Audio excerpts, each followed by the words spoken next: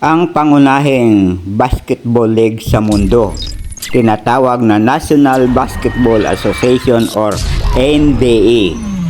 Humihina na raw ang popularidad at ang sinasabing dahilan ayon sa mga analis ay ang pagkawalan ng depensa sa laro. Kaya minsan umaabot na ng 150-130 ang mga score. Hindi na raw interesting ang game katulad noong araw na talagang mahigpit ang depensa at mahirap maka-score.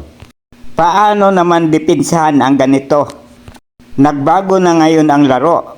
Hindi na katulad noon na ang focus ay perimeter at under the basket.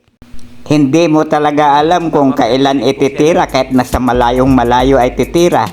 At magagaling ngayon ang handling, mga dribbling. Iba nung araw na kanang kamay lang ang nagde-dribble.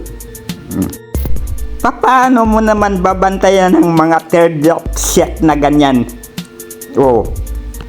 Pag hinabol mo ng depensa yan, di foul ka pa, magsushoot pa ng isa, di triple pa yan, nasa gitna ng court pa. Ay, paano yan? Gusto ng commissioner si Adam Silver ay higpitan ng laro, ibalik ang laro katulad ng Divide Boys era. Pwede ang maghawakan at no harm, no foul. Maraming player naman ang may injured.